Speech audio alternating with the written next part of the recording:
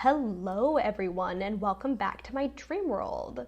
Sorry it's taken me a while, but I'm finally getting around to rewatching shows now that things are much less hectic in my life.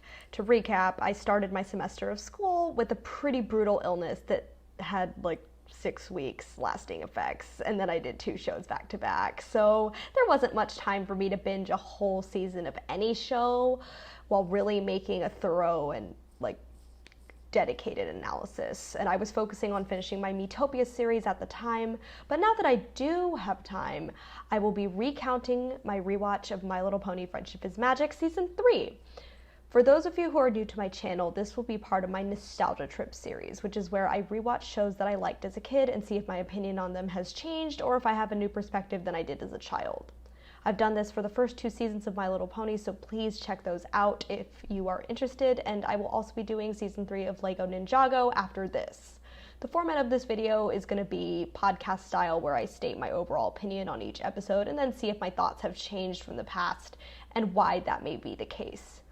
Clips will be inserted to provide an effect for my thoughts, but this is a recap and review rather than a reaction, so you cannot watch the show through this channel. Please use streaming services to do that.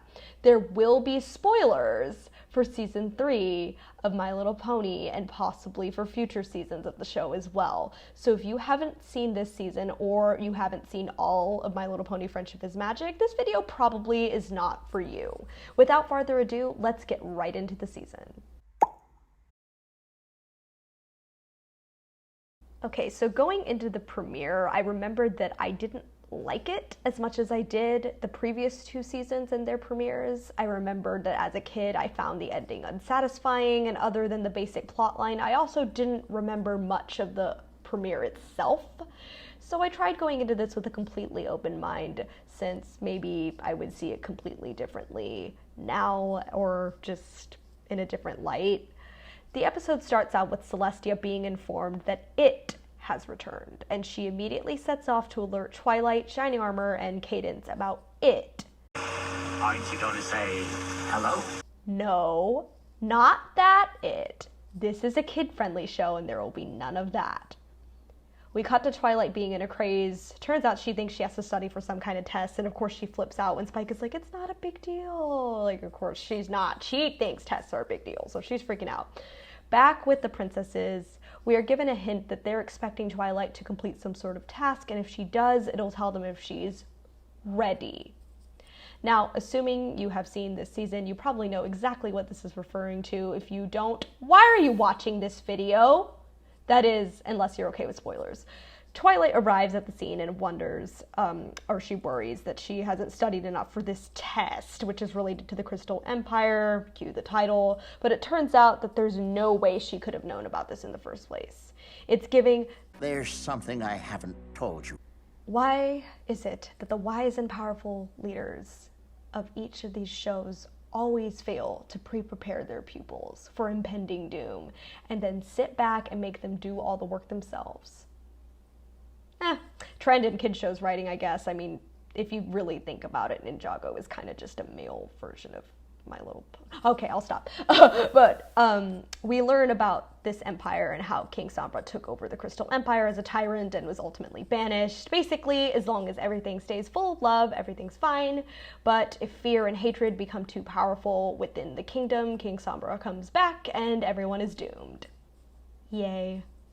Turns out that protecting this empire is Twilight's task, and rightfully Luna seems to be skeptical, and apparently the fate of this outcome is specifically placed on Twilight's shoulders, which of course circles back around later. Twilight breaks in the song, a song that I only very briefly remember. It's a fine song, but the gist is she does not feel prepared for this test despite being confident in her overall abilities. When they return to the Crystal Empire, it's very stormy and snowy, which appears to be abnormal because when Shining Armor arrives, he's like, get inside right now. Turns out that his hunch is right. King Sombra is trying to get into the kingdom, and Shining Armor's horn is severely damaged while trying to protect the main 6. The Crystal Empire overall seems to be in good shape, but this is only because Cadence is using her magic 24/7 to keep the love and light present, and she's rapidly weakening due to exhaustion. Twilight decides that she needs to write a research paper to figure out how to save the Crystal Empire, but the Crystal Ponies seem to have trouble remembering things, and they're in a very somber mood, showing that the curse is taking over. Thus, no pony, I should say, is able to find any information except that there's something about a library. And of course, Twilight is super excited, but again, the librarian isn't very helpful because of the curse. Eventually, Twilight finds something, and it speaks of a fair that acts as some kind of ritual, but they need to act fast because Cadence is rapidly getting weaker. We get a whole, song about this. It's almost an aria, opera style. I guess Cadence is, really tied to arias.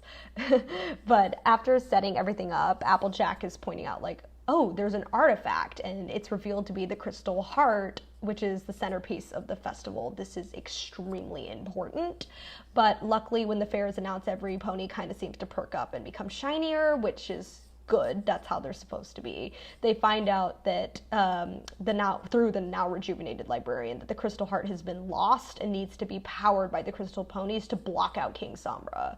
This is a problem because they don't actually have the real Crystal Heart at the moment.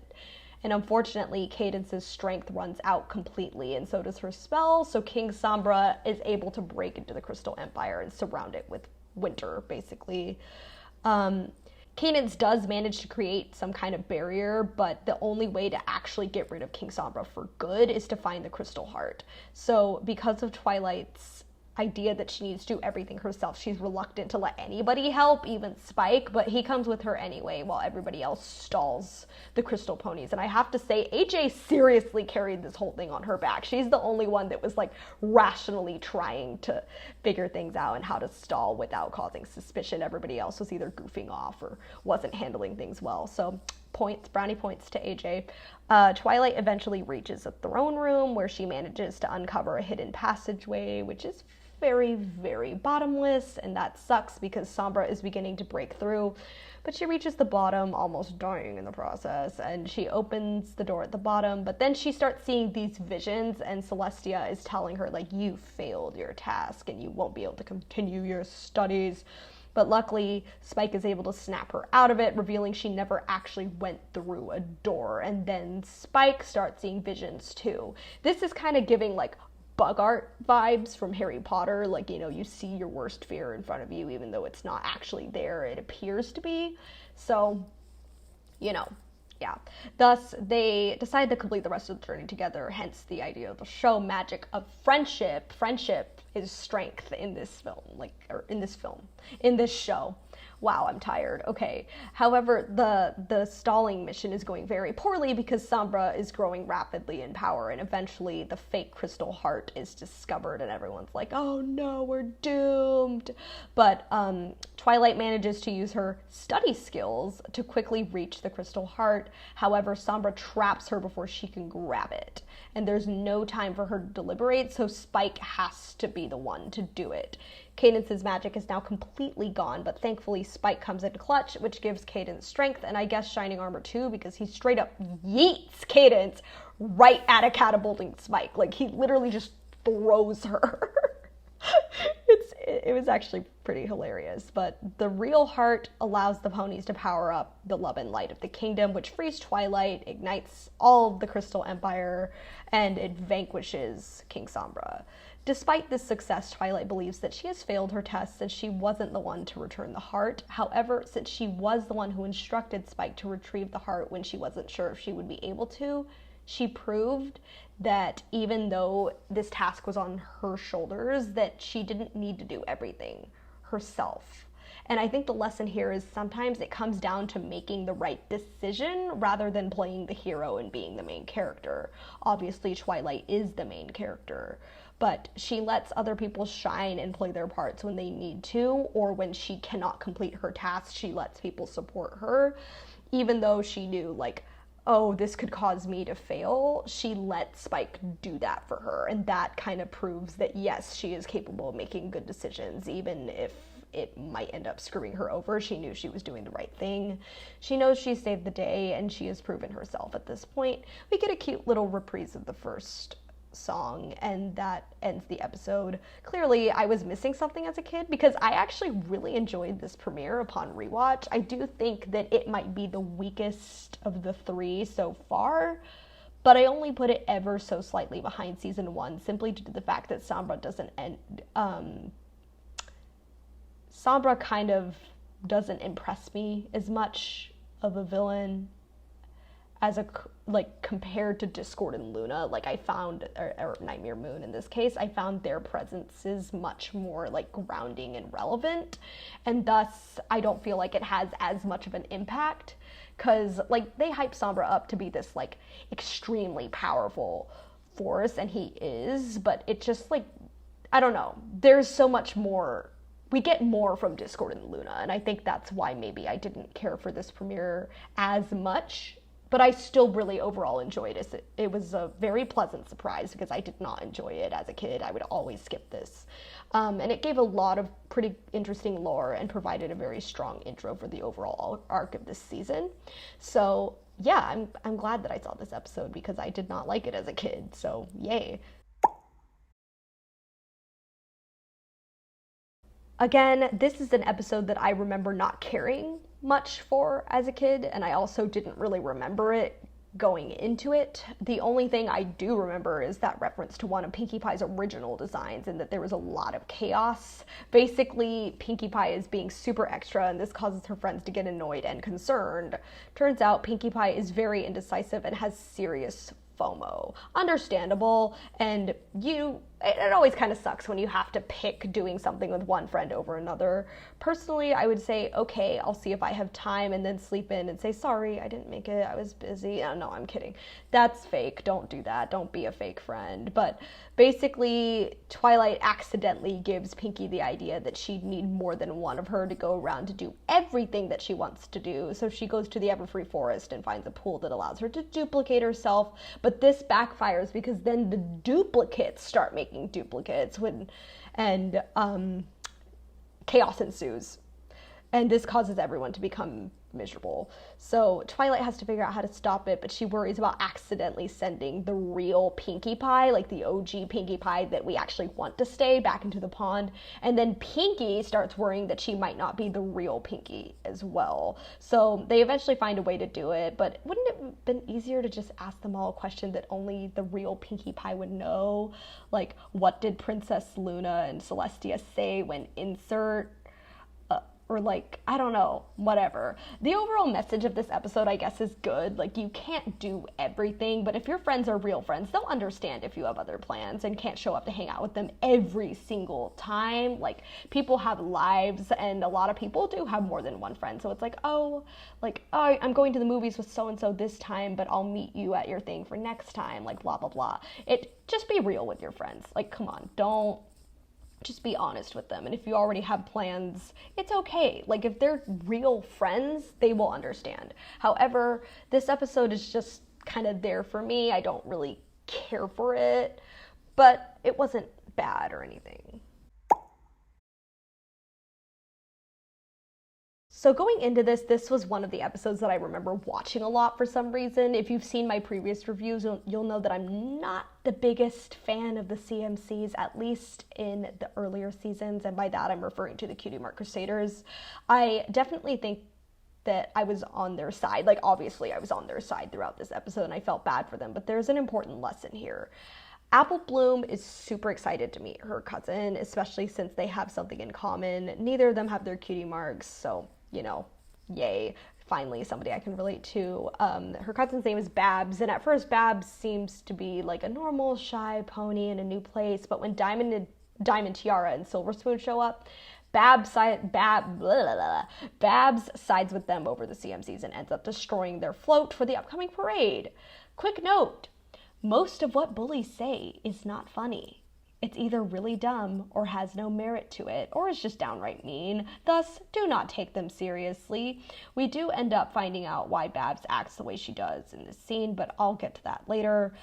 Apple Bloom's first instinct is to tell Applejack, but of course Babs threatens her. Classic bullying tactic. If you do this, I'll quid pro quo. Like, come on. I learned this in my psych and law class. But Sweetie Belle has the right idea with this. But Apple Bloom and Scootaloo are now too scared that they can't tell anyone or something bad will happen. Then we get the ever-known Bad Seed song, which is very catchy and fun. Apple Bloom does say something interesting. Hiding from a bully, we know it isn't right. But the Cutie Mark Crusaders, we aren't looking for a fight. I do respect their motive to keep the peace, but silence often leads to more fighting because if bullies get away with stuff, they keep doing it because it gives them power. I've been bullied before, so yeah, I get it. So I definitely understand the whole, like, I just can't tell, like, it's not, and it doesn't always fix it. Like, sometimes things do get worse if you tell somebody. It's just really, you know, it sucks. Bullying is not, it's something I really take seriously. So just please know that while I'm watching this episode. But when the song ends, Babs and the Brats have stolen the treehouse, which is the last straw for the Cutie Mark Crusaders.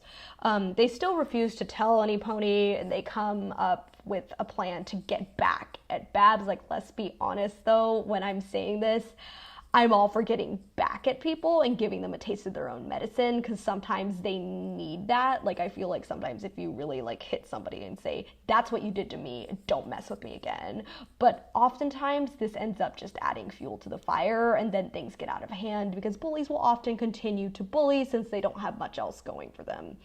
But after they set up the prank and the new float, which Babs steals according to their plan, Applejack reveals that Babs was being bullied back in Manhattan, which causes them to realize that Babs acted the way she did kind of as like a protection mechanism. Personally, I don't think that that's an excuse to become a jerk, but at the same time, I understand that when you are severely bullied to a certain point, you're going to use any defense mechanism that you possibly can just to protect yourself from the hurt that you've been feeling. Like, I get it. I really do. But on a random note, I never caught onto the let us in joke until now, because I always wondered why Pinkie Pie was, like, laughing when they said that. But obviously, you'll get it if you watch the scene. But despite Babs still being a jerk and being driven completely off course, the CMCs do decide to save her because she was about to crash land at the bottom of a cliff. But this causes her to realize that the CMCs are good ponies, and they all apologize to each other. Again, I found myself standing Applejack in this episode, so she's definitely my favorite so far this season, because this is how adults, or even anyone really, should react when they find out that somebody's getting picked on. They should step in, and they should act as a protector, because no kid deserves to be mercilessly picked on. But I also love Babs telling off the bratty ponies at the end. Pretty satisfying, and how you should stand up for yourself. If people give you attitude in a civil enough way, give it right back. Like, it's like, you know, you can do that without being nasty. Like, I match people's energy. Like, if they're gonna get witty with me, I'll get witty right back. That's fine. Just don't, you know. But they're right. She's a baddie, and I like it, even if Applejack doesn't get it. This episode is whatever to me. I know some people absolutely hate this episode because it doesn't fully address how bad bullying can get and how to handle it in the best way. But we do have to remember this is a kid's show, and that things aren't going to go as deep or dark as we would like them to sometimes. But I also do like that it recognizes how victims of bullying often become bullies in an effort to defend themselves and stop the bullying. But if they find a nice group of people, they can turn things around for themselves. I've seen it happen before. Like, I've heard stories like, if you can just offer them a little bit of kindness, it can be a turning point for the best. But again, like, I know there are mixed thoughts around these episodes, and I know that victims of bullying have different outlooks on this episode, and, you know, again, it's a kid's show, so just take it as you will. But yeah, there were some parts of it that I liked and some parts that I didn't. But, you know, that's, you know, I think it is important to recognize that victims of bullying will act out in different ways according to their experience and their home situation. Because, like, the CMCs, they have each other. Because even though, like, they're the ones that are getting picked on, they have friends. Seems like Babs didn't really have anybody, and that's why she went for the join them rather than be picked on. Okay, again, I remember not liking this episode as a kid for many reasons, but it does seem to be kind of a fan favorite of the season, so I went into it interested to see if my opinion would change. This episode starts out with a kind of creepy intro, considering that a pony, a certain show pony, mind you, basically cashes out to snag a very powerful relic, the Alicorn Amulet. I'll start with this. Trixie was talented with magic in the first season, but she was mostly geared towards tricks and showmanship. That's her whole shtick. Was she obnoxious about her abilities? Absolutely. But putting it on a show is what she was good at. Twilight was just on another level in terms of practical magic. But seeing Twilight's abilities humbled Trixie. Actually, no, scratch that. It made her realize that she really wasn't all that in reality, and it embarrassed her. So she set off to prove that she could do better. Okay, now into the episode. Twilight is practicing her magic abilities on Fluttershy's animals, who are having an absolute blast, by the way. It's hilarious, which showcases her improvement. Saddle Arabia. Okay, I'm sorry, I need to stop. But the play on words when it comes to the towns in the show is hilarious. However, it does turn out that Trixie is causing trouble in Ponyville and is showcasing her new powers with their amulet. And to be fair, she is performing some pretty crazy stuff. She challenges Twilight to a duel where the loser leaves Ponyville forever. But when Spike is threatened, Twilight, of course, steps in, because at first she's like, no, this is silly. Like, I'm not going to waste my time. But Trixie is like, no. Of course, Trixie reveals that this is out of jealousy and shame. She insults Pinkie Pie, which is super rude, by the way. Nothing wrong with the rock farm.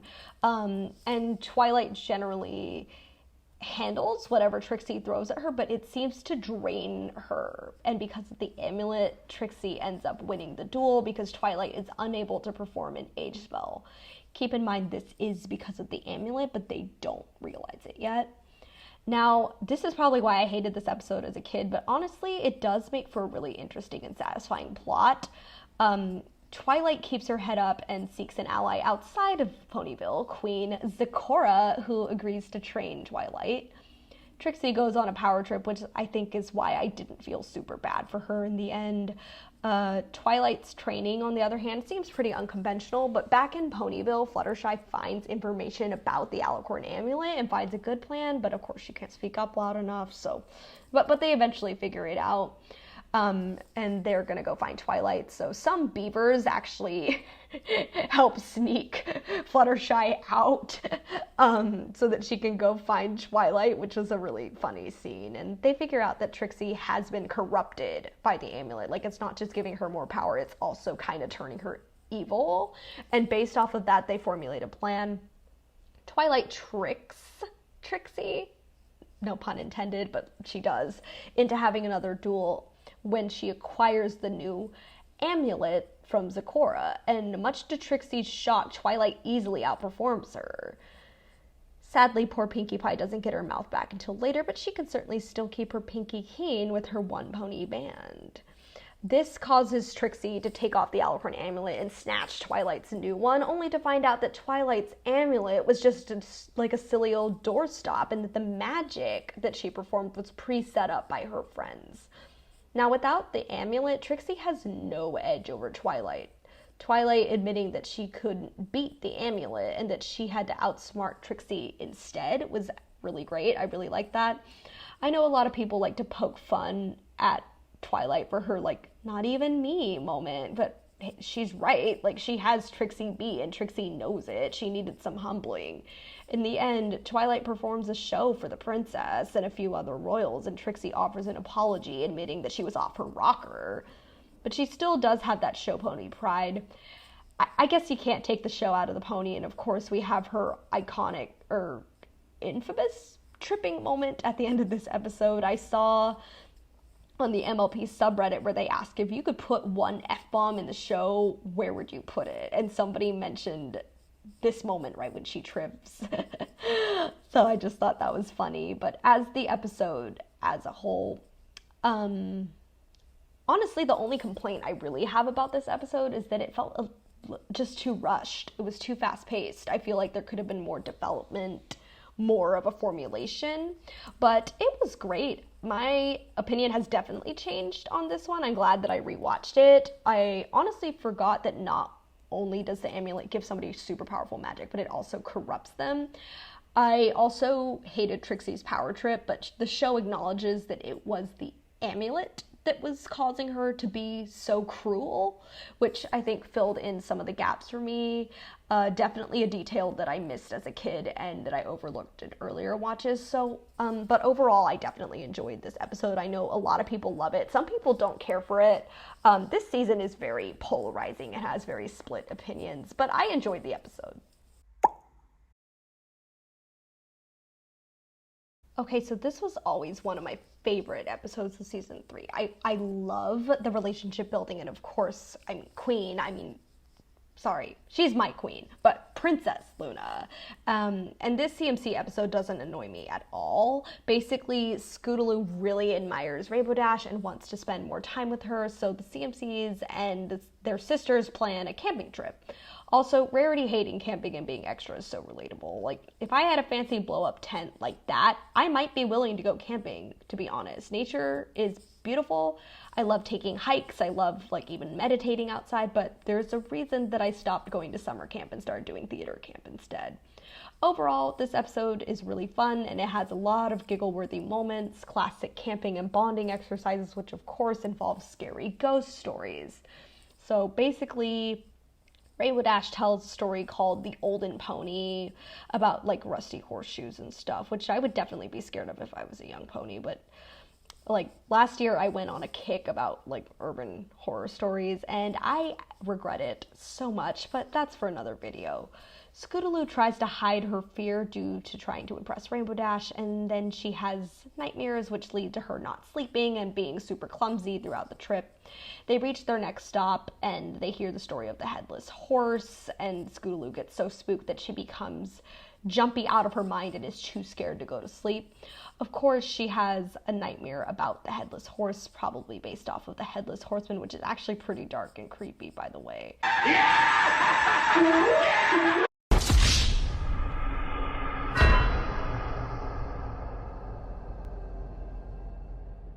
Just kidding, I'm fine because Princess Luna just saved me. But luckily, Princess Luna shows up at the right time and she gives Scootaloo some advice. Dreams can be scary and they feel very real, but they are manifested by your real fears, which you can either face or let them take you down. Luna helps Scootaloo determine what's really scaring her, which is Rainbow Dash not finding her cool for being scared of the stories, and encourages her to face her fears as soon as she can. Scootaloo wakes up freaking out when she hears that she doesn't actually hear it, but she thinks she hears the headless horse, which turns out to be Rainbow Dash snoring, and she darts out of the cave.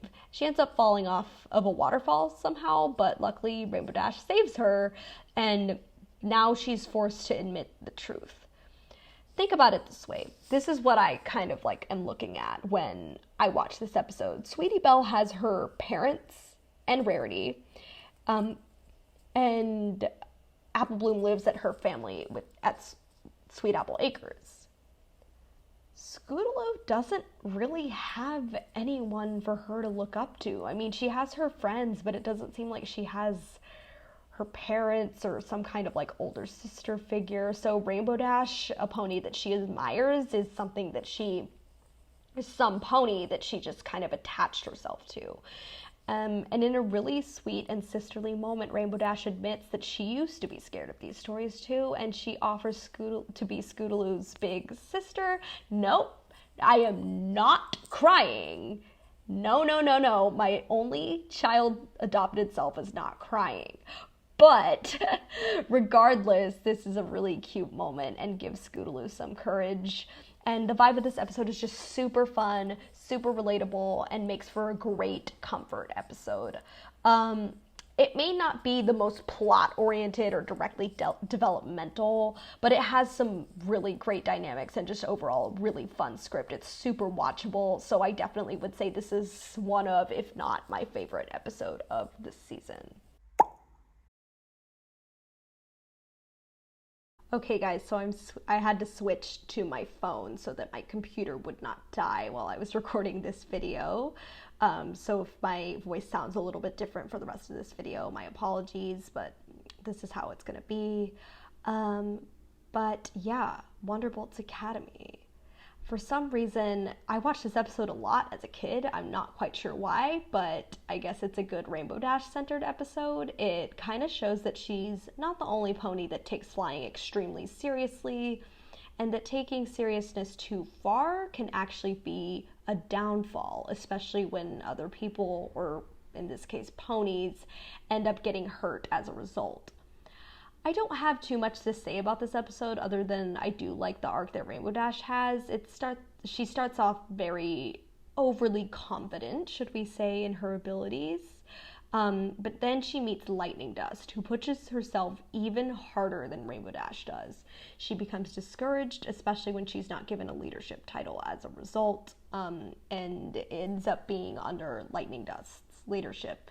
However, Lightning Dust's tactics and arrogance cause ponies to end up getting hurt during the drills, and Rainbow Dash realizes that recklessness is not the answer, especially when a cyclone that they create almost kills her friends. Lightning Dust doesn't seem to care about this, and so Rainbow Dash decides to quit the Wonderbolt Academy. Spitfire, the main Wonderbolt, is annoyed that Rainbow Dash, just quit so suddenly, but she does realize that Rainbow Dash is right and rewards her for recognizing what being a true leader should mean. Of course, everybody wants to be the best, but taking other people out to look better than everyone else is different than going above and beyond. And being a leader means working for a team and pushing both yourself and others in the right direction rather than just outshining everyone and being the boss. I didn't really care for the filler parts of this episode at all. They don't really contribute much to the plot, and it got really annoying watching Pinkie Pie just be super paranoid. Like, bro, let her settle in. Writing you a letter is probably not her top priority right now. This episode is okay, I guess. Like I said, I like Rainbow Dash's realization of her true strengths and how becoming a leader is more than just being the best. I like that. But the side plot is annoying. Pinkie is funny, but sometimes her antics just are annoying instead of entertaining in some cases, and this is definitely one of those cases. There's nothing super special about this episode.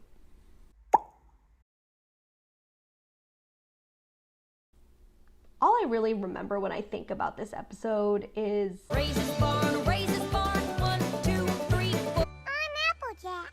Small apple fritter. Yeah, family reunions are a lot. Personally, I love getting together and seeing everyone, but then after a while it just gets very draining with all the socializing and going around, sometimes doing crazy activities. Can you tell that I'm an introvert?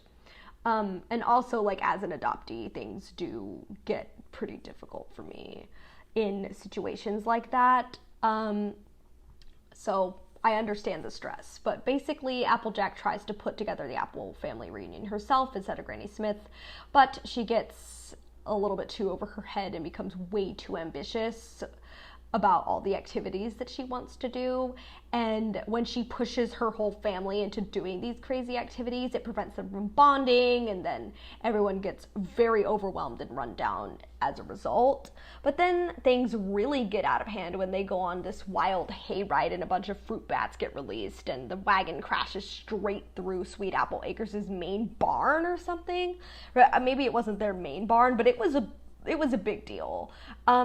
Surprisingly, Granny is pretty chill about it, which is why we stan her. And Applejack realizes that she made things way too overwhelming. Finally, she figures it out. However, the whole family comes together and saves the reunion by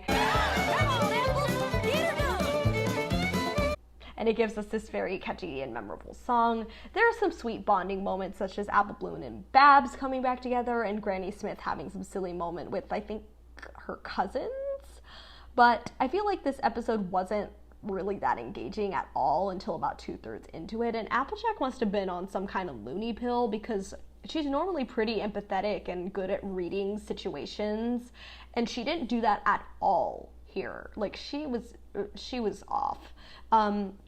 I like the overall message of the episode of not needing to do crazy things at a family reunion and that it should be more about bonding and coming together, but I just didn't really care for this episode. It had a sweet ending, but I just didn't connect much to it at all, to be frank. So I knew going into this episode that it's pretty notoriously disliked throughout the fandom, and personally, I straight up did not remember this episode at all, almost. So I went into it with a pretty open mind. Spike is given the day off, but he has trouble filling up his day as a result. He ends up in the Everfree Forest, and he gets chased by a bunch of Timberwolves, and Applejack saves him. As a result, Spike ends up weirdly attaching himself to Applejack, and then he ends up insisting on doing her chores and following her around Sweet Apple Acres, and it gets annoying, especially since he ends up making a mess when he tries to help. After this, I kind of just tuned out, to be completely honest, but here's the gist that I got. Twilight is so caught up in her reading that she accidentally dismisses Spike, and then he proceeds to accidentally yet intentionally cause mayhem. Also, where did this dragon code come from? Am I missing something? Because he uses it to guilt trip Applejack into letting him serve her, and then things just get more weird and awkward as he manages to make a mess throughout the rest of the episode. Luckily, Applejack kind of is able to tell Twilight what happened, and she's like, okay, let's make a plan.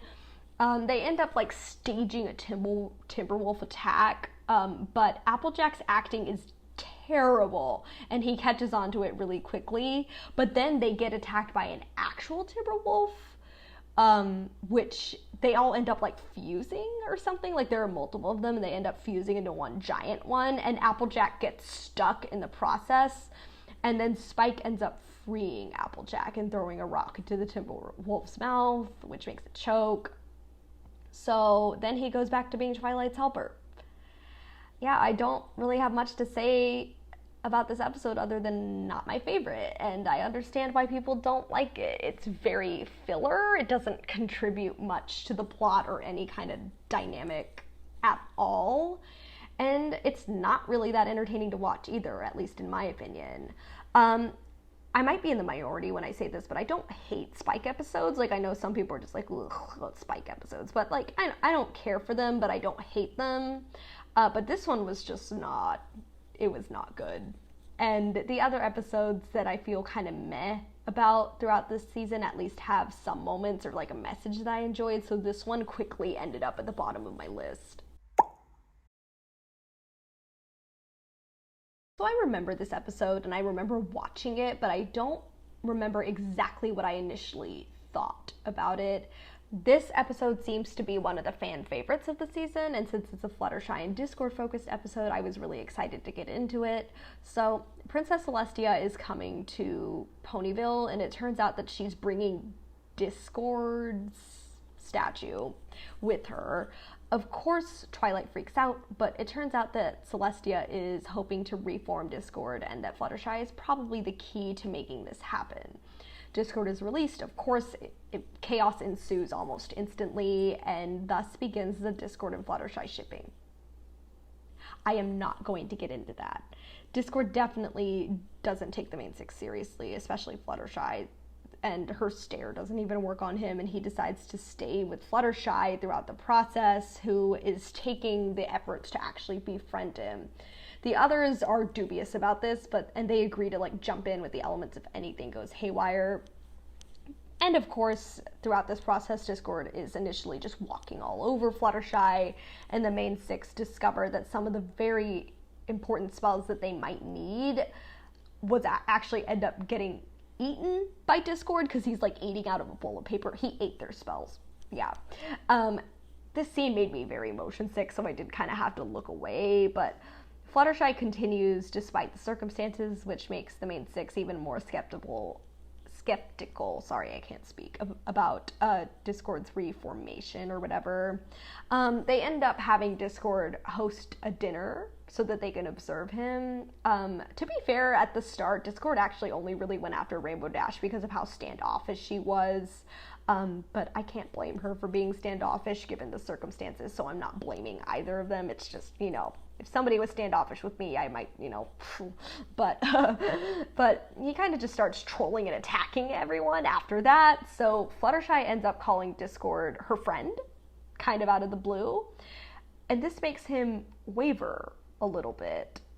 And he does say, like, I've never had a real friend before, but then it turns out that the beavers that Discord had manipulated, I guess, at the beginning have made more dams that cause Sweet Apple Acres to flood.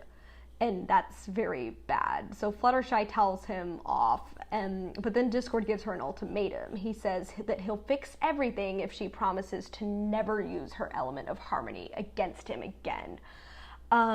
Of course, he ends up only making things worse, and she lets him know, okay, I'm gonna honor my deal. I'm gonna honor that I promised not to use my element, but I'm not your friend. That's what she tells them. I'm not your friend anymore. We are not friends, but I'm gonna, you know, honor my deal. So Discord's just kind of like, ha ha, but then he's like, wait a second. I just lost my only friend. And this hits him so hard that he ends up fixing Sweet Apple Acres and letting the beavers go back to normal and everything's all good. And he even says something interesting. I liked it better my way. But I suppose when you're friends, you can't always have things your way all the time. I know a lot of people love this episode. Like, oh yay, he's redeemed now. Like, here's the thing. I love Discord. I think he's a super entertaining character. I do have issues with the writing surrounding his character in this episode and in other episodes. It just feels, I'll get into this later. But, like, let's just acknowledge that his redemption is definitely not finished. It has started. And in real life, this is something that you have to consider. If you truly care about your friends, maybe you'll have to do something you're not the biggest fan of. Maybe you'll have to do something a little different than what you'd like to do. But it also might make your friend happy, and that should make you happy too. This is something Discord realized he needed and didn't want to lose. He wanted to keep Fluttershy as a friend, and to do that, he needed to reverse what he liked to help her, or to make her happy and to make everybody else happy. And now the Fluttershy and Discord shipping starts, but I'm still not going to get into it. As for my opinions of the episode as a whole, I really enjoyed it. I do love a good redemption arc when they are well done. I mean, if I review the shows that I'm going to insert here, you will see what my type of character is. And while Discord's reformation is important to him, in this case true friendship, I feel like a good redemption needs to bring some kind of realization of what the character who has been being redeemed is missing, and why they decide to change when they receive or begin to receive that sort of thing. I mean, we see it in several different other arcs, which I've mentioned, and that's something that, to make a redemption arc work, it needs, some redemption arcs that I'm going to cover in my series work and some of them don't. And I feel like the realization of what you're missing, the realization that you were wrong, or the realization that what you thought you wanted isn't working for you, that's what makes a good redemption arc. And saying, this isn't making me happy, I need to do better, or I was missing this, and if I keep acting the way I do, I'm going to continue missing this, and I don't want to do that anymore. In this case, it was Discord realizing that he did really want a true friendship, and he wasn't able to have that if he kept doing terrible things. Now, it can be argued, I mean, I've seen some people argue, Discord isn't a villain, he's just chaotic, but his chaos, makes people unhappy and can cause terrible things to happen, and because of that, it's I would say he was a villain for sure, and definitely an antagonist, but this is the beginning of him turning himself around. I still love him though, I always loved Discord, actually I lied, maybe not as a kid, but now as an adult, I can appreciate a good, anti-hero. I do really like this episode. I think, as I kind of touched on before, that it is quite rushed. I know in future seasons also that my opinion about his arc most definitely might change, because I know there are some like plot points where he's involved where I'm just kind of like, oh, but I haven't seen those yet, or at least I haven't rewatched them as of recent years. So we'll see how I feel about his redemption arc. But I do like this episode. Not as much as the average fan maybe, but I do think it's a highlight of the season. I especially admire Fluttershy sticking to her word and not giving up or turning on Discord, but still standing up to him by saying, I am not your friend. That I was like, thank you. Thank you. Like you stayed true to yourself, but you also didn't take his BS. And if it truly weren't for her attempting to befriend him, he never would have begun to change, because he never would have realized what he was missing.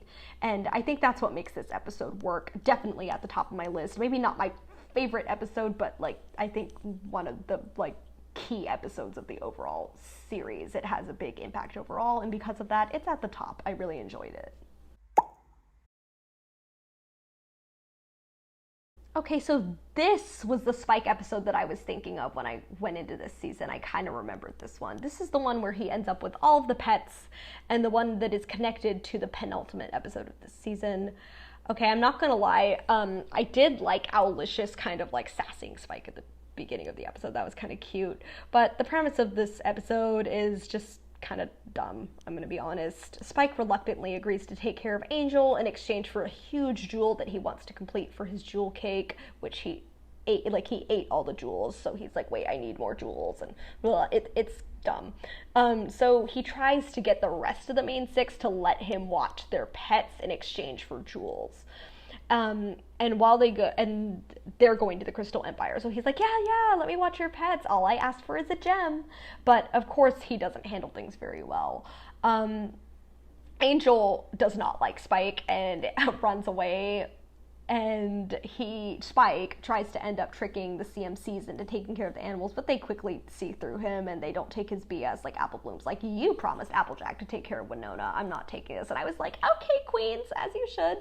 And they make him give up one of his gems in exchange. He quickly realizes that the CMCs are not capable of critter sitting, and they spent his gem in an attempt to do so. And so he's like, crap.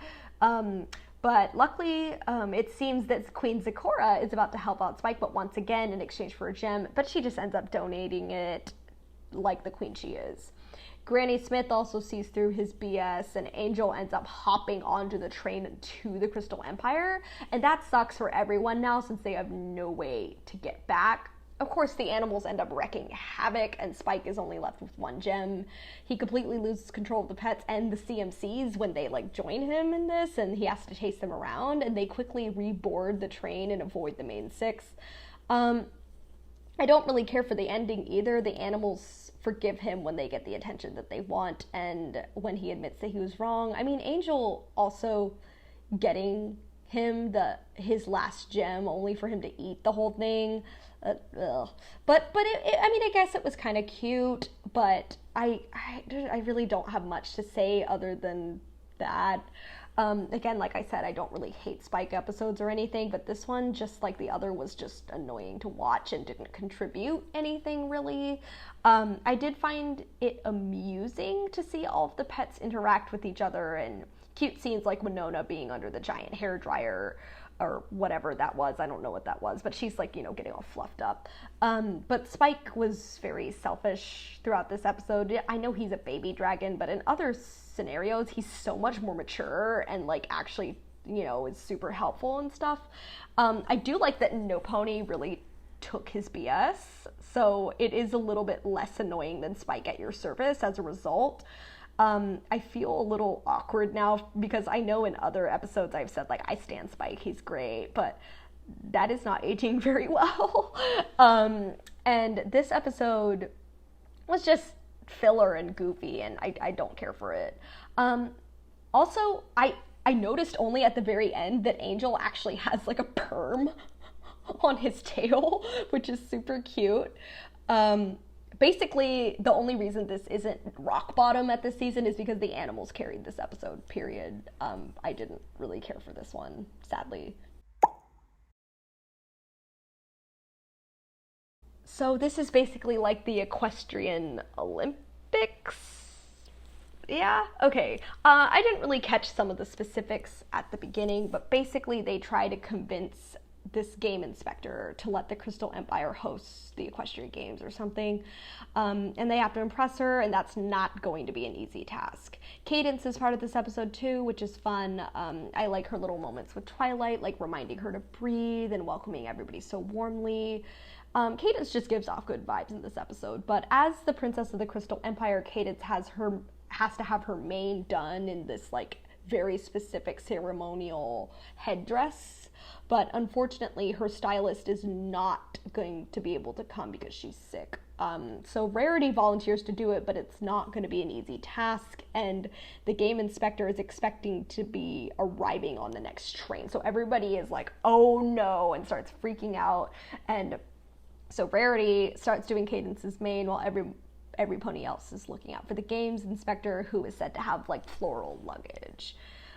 The plot itself isn't super interesting, so I'll just go over the gist of it. Basically, from here on out, everybody gets messed up because they accidentally grab the wrong pony, who has floral luggage, though she's very sweet and country, and she's, you know, just like, oh. And they end up stalling for no reason in the end, since the actual games inspector is left fuming at the station and gets more and more miserable throughout the episode. Of course, Cadence's main do also isn't going very well, but the main six end up going to Shining Armor for help, while the real games instructor ends up getting more and more miserable. But when the pony they're with meets him, like I don't even think they say her name. Maybe they did at the beginning, but I didn't catch it. But the pony that they mistook the games inspector for is all like, oh my gosh, I've never met a prince. And then they're like, wait a second, and then they're like, oh no, we got the wrong pony. So of course they start freaking out, and it turns out that the games inspector and the pony that they mistook for her are like, you know, chilling in the spa talking, and then Cadence comes out all like glorified and pretty, like she looks amazing. That hairdo, I mean, Cadence's hair in all forms is gorgeous. But then the games inspector comes out and is like, so my welcoming sucked. And then Rainbow Dash gives this like speech to kind of explain what happened, and that kind of implied that this was supposed to be like her episode. And while she did have more motivation than some of the other ponies, I didn't really see that, but okay. Luckily, the games inspector is kind of able to acknowledge that the Crystal Empire is a welcoming city due to hearing about the other ponies' welcoming experience in her place, and thus she's like, this is a good candidate to host the equestrian games. Like, I don't know, it didn't really make sense, but I guess she's saying like, the welcoming that you were supposed to give me was excellent, because this pony, who didn't even know anything about the Crystal Empire and wasn't expecting anything, just had like the most wonderful experience. So I have to acknowledge that, like, from an unbiased standpoint, you guys are a good host. Like, I don't know, it was just kind of weird, but I understand what she's saying to a certain degree. Then we find out what took place during the episodes of the last episode is what was happening during this episode. I didn't really care for this episode either. There's not too much to say about it, and it doesn't add much to the season overall, but it was fine. And so here we finally are at the finale of this season.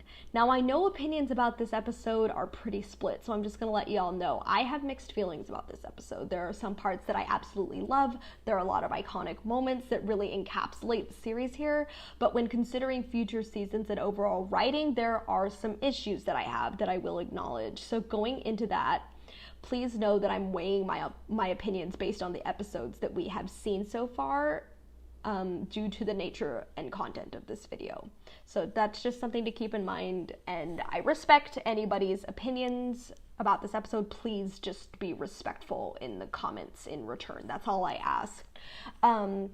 The episode opens up with Twilight being really optimistic about her day, but it turns out something is very wrong because Rarity is unsuccessfully trying to control the weather, and then it's revealed that not only has she switched professions, but she also has Rainbow Dash's cutie mark. And As a result, Twilight is like, what the heck is going on? And then she learns that reality has basically been completely altered, and now Ponyville is in a huge mess. And not only is Ponyville in a huge mess, but the elements of harmony have been all switched up as well, so Equestria is kind of doomed if they can't fix this. So Rainbow Dash is in Fluttershy's cottage and is failing to take care of all the animals. Then we get the iconic What My Cutie Mark Is Telling Me, which explains how reality has been altered. On a side note, for some reason I decided to watch this episode on the MLP site, so I got rudely interrupted by ads like at the end of every song, and I hated it, so that was super annoying. But anyway, Twilight freaks out and she tries to figure out how this could have happened. She then kind of figures out that a delivery that Princess Celestia sent her regarding the legendary Star Scroll, the Bearded, and a spell he couldn't complete is what caused it, because Twilight had read the spell out loud, which caused the spell to be casted, and that's what switched up all the elements of harmony, except for her own. Twilight recognizes that this shift in destiny and how everything is not going to be okay because this isn't what's meant to be, leads into I've Got to Find a Way, which I honestly think is super underrated. Like, it's a really beautiful song. It's executed in kind of like an, oh my gosh, we are so screwed, what have I done? Like, I highly recommend the extended version of it as well. It's not in the version that I watched. I don't know if it ever like streamed in an episode, but it's really beautiful. I love all the songs in this episode, honestly. Spike reminds Twilight, these ponies are your friends, and thus you're gonna figure out a way to help them, because that's what friends do. And then Twilight kind of just snaps out of her funk and regains her motivation. And somehow she knows exactly what to do, and she decides, like, I have to remind them about what really brings us together and what really makes us so powerful, and that's our friendship, and that's going to help them recognize who they are. So she finds Fluttershy, who claims to not know anything about animals, but she's like, but Rainbow Dash is my friend, so if she needs help, I'm going to do my best to help her, which I think is really sweet. Rainbow Dash has been captured by the animals, and Twilight convinces Fluttershy to step in.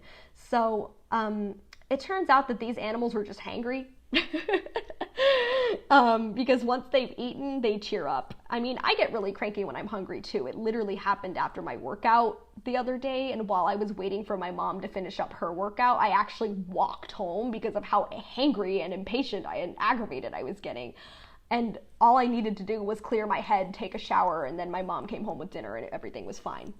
Lesson learned. Don't let yourself get too hungry, because then you'll just be cranky and everything goes haywire. Fluttershy recognizes that this is something that she is meant to do, and she kind of reawakens herself.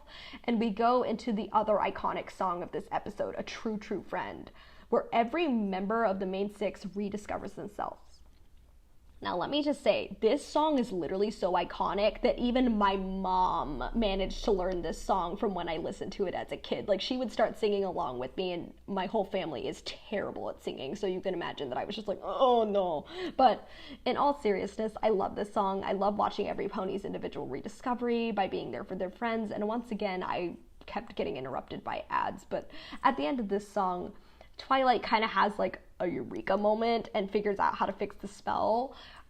When she completes it, all of the elements of harmony activate, and Twilight is like teleported into some sort of like cosmic limbo sort of thing where Princess Celestia is there. And Princess Celestia congratulates Twilight on finishing such a powerful spell and that she's ready. I'm not gonna lie, like I've said this before, I do have issues about this episode at this point, and I'm going to point that out in my opinion section of this summary, but this moment made me kind of emotional.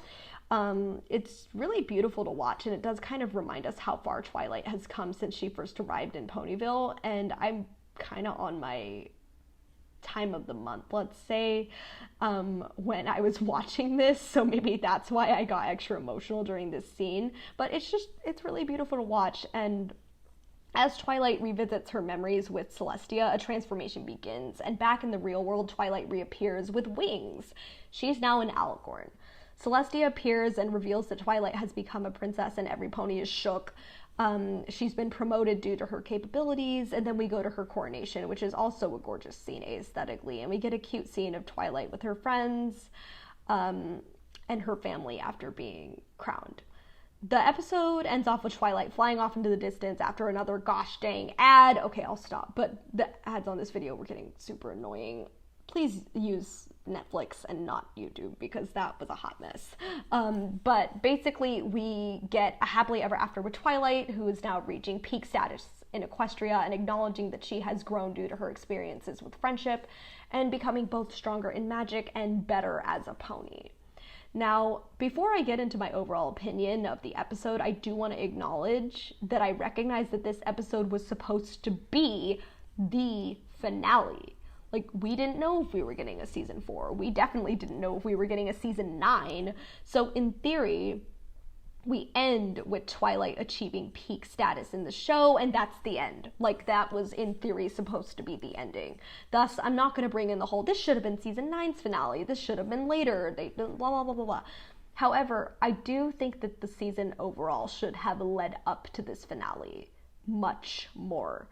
We get a bit of acknowledgement of it, and development towards it through the premiere, and of course Twilight's development as a character has shined in this season, but for such a big finale, I do kind of feel like it kind of came out of nowhere. Like, as I have said for a few other episodes, the pacing was very off. I feel like this should have been a couple of parts. Even if we keep the overall length of the season at 13 episodes, we could have scratched a few of this like silly filler plots of this season and given more build up to Twilight's big moment, and I think that would have made the pacing much less off and given more room for explanation and development of why this is happening now. But one of my biggest complaints is everything that happens in this episode also kind of comes out of nowhere. Twilight suddenly realizes that she jeopardizes her friends after carelessly casting some sort of spell, and we get little to no context surrounding this other than the note that's from Celestia, and that it's like Star Swirl's spell. But I think other premieres and finales in this series have much more like build up and explanation surrounding them that tie everything together or prepare us for something bigger. Even the original premiere, like, it gives us world building, it introduces us to how things work, but this episode didn't really do that for me, and thus I found it a little bit lackluster.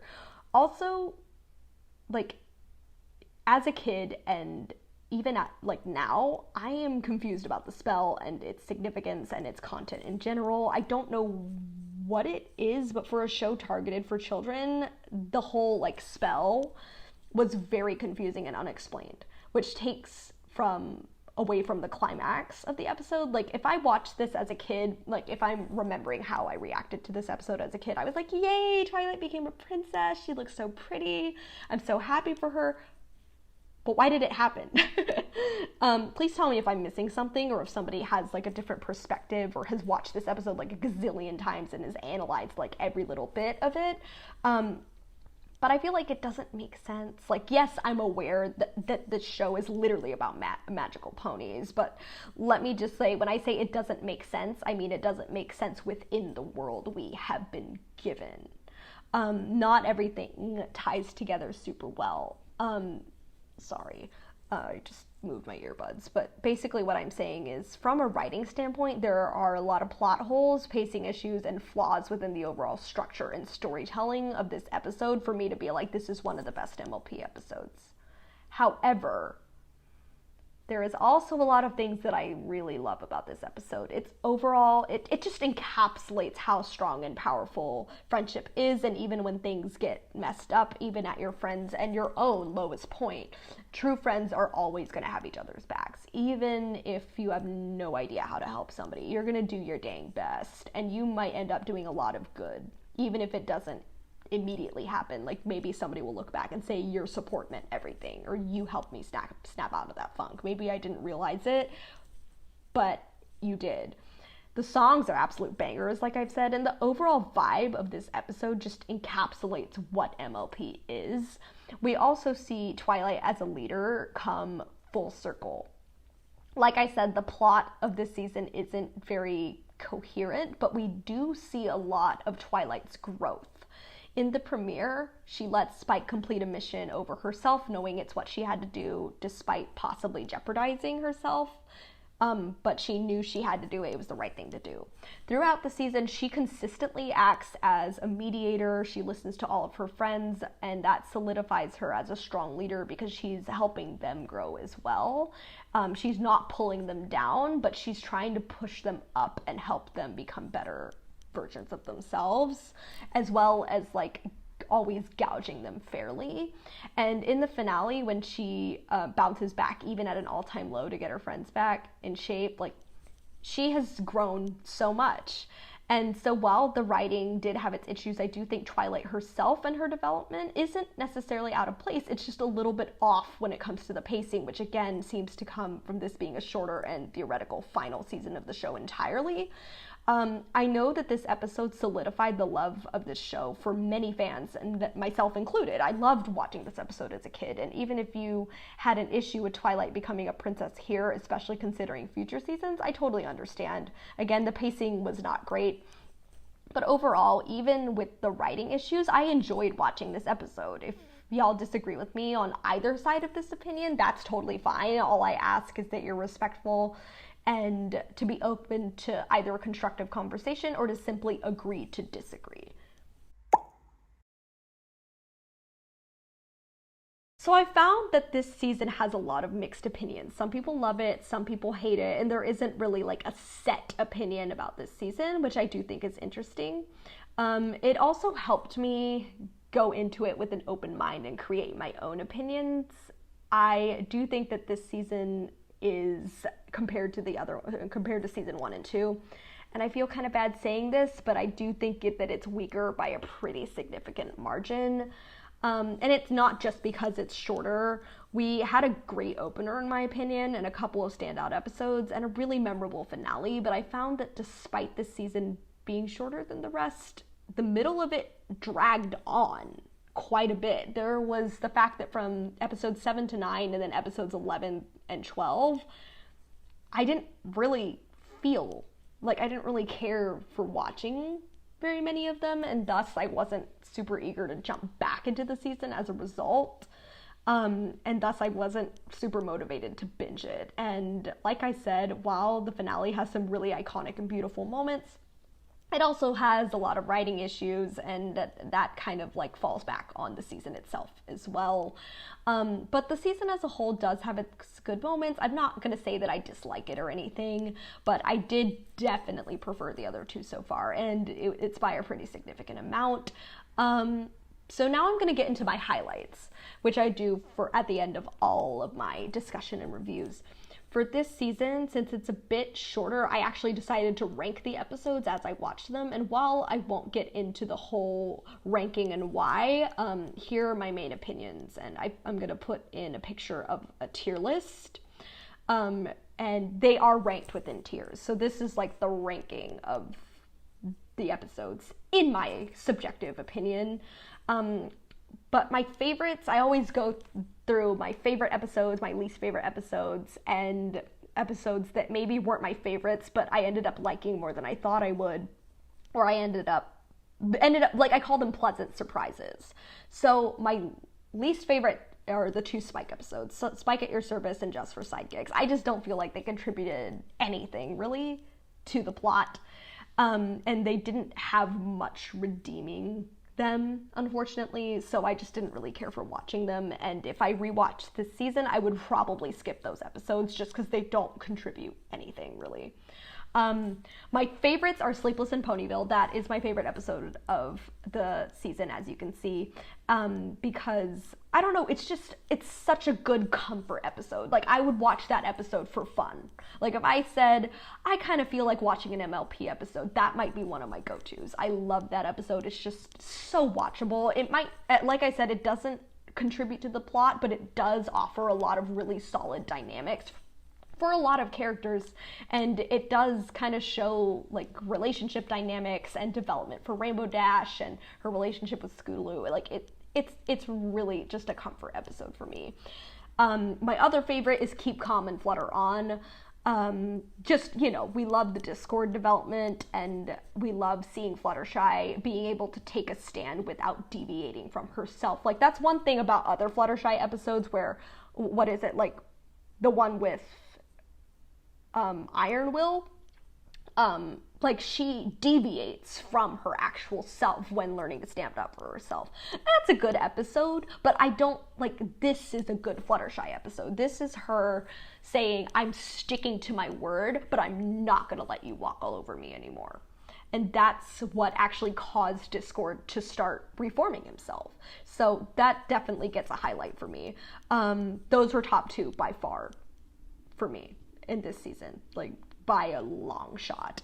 And then I have Pleasant Surprises, which was the premiere. I kind of like jointed the premiere together just because you can't have one without the other and blah, blah, blah. So I count it as one big episode, and I enjoyed it. Like I said, I didn't like the premiere as much as the other two premieres, but I remember, like, as a kid, I just did not like it. Like, I always skipped it, but like, I enjoyed it. So that definitely, my opinion of it increased. And Magic Duel was another episode that I did not really like as a kid at all, but I enjoyed it this time around, and I feel like actually paying attention to it caused me to appreciate it more. And those two were kind of in my top 5 as well. So I enjoyed those episodes a lot, and I was pleasantly surprised. So that's why I'm giving them a shout out. At the end of my series, Rewatches, I always rank the main 6 or like the Ninjago or something by how much I liked them, and then at the end of the series we'll see where the average rankings of these characters are and see if how close it is to like my actual ranking or whatever. But this, like, for season 1, I had Fluttershy, Rarity, Applejack, Twilight, Rainbow Dash, Pinkie. That was kind of my ranking of them.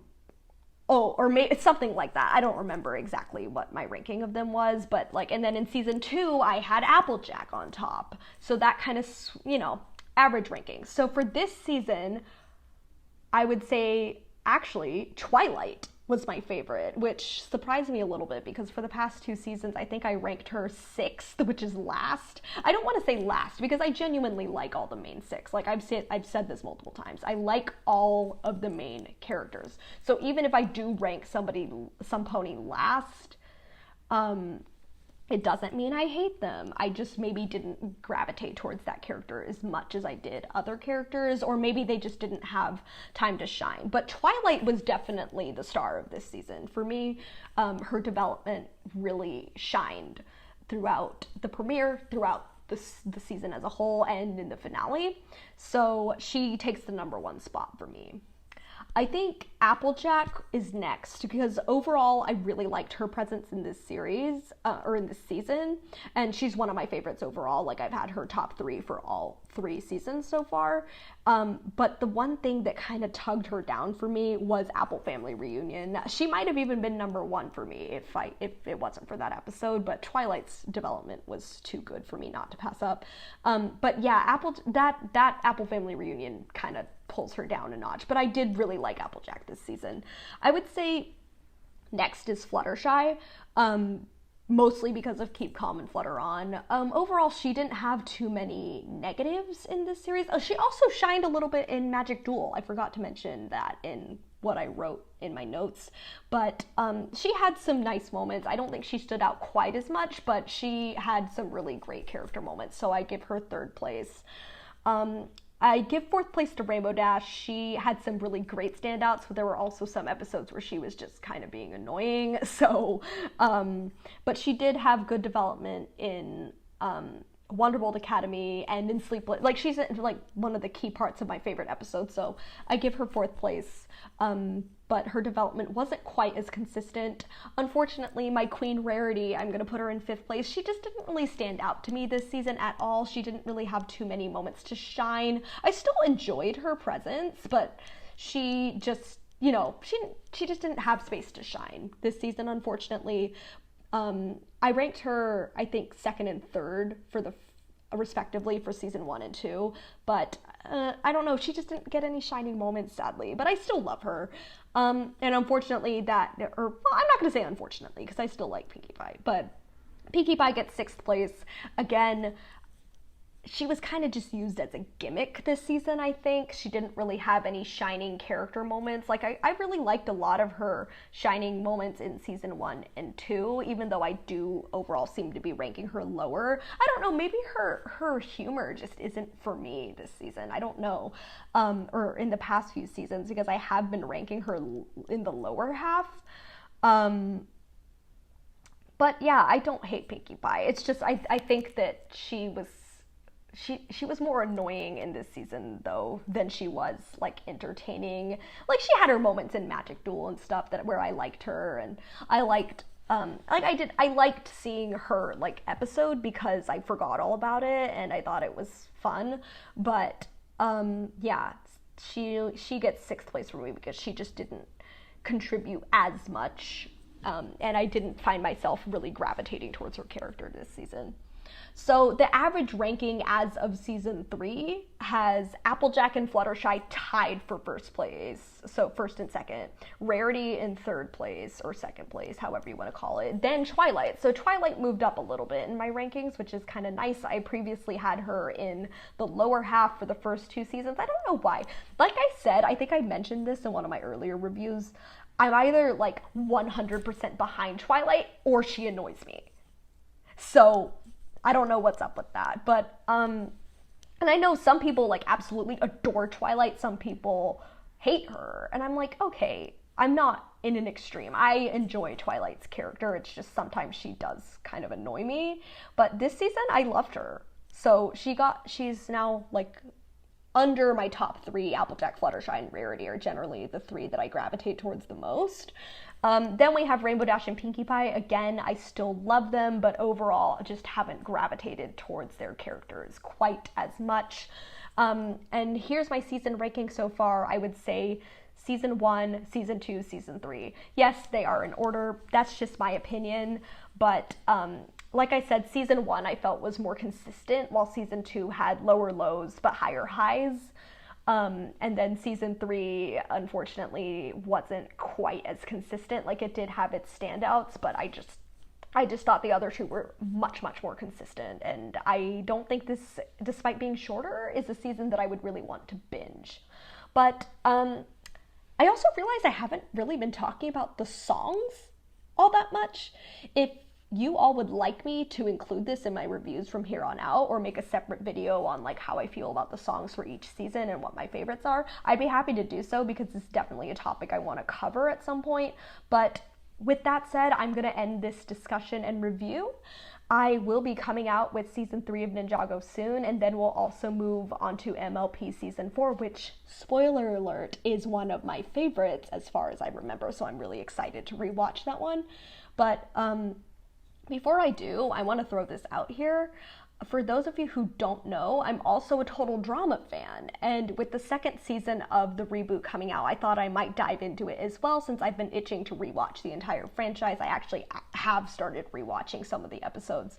Please let me know if you want me to do an immediate review of the reboot once the season is out, or if you want me to go in chronological order, because I'm perfectly open to both.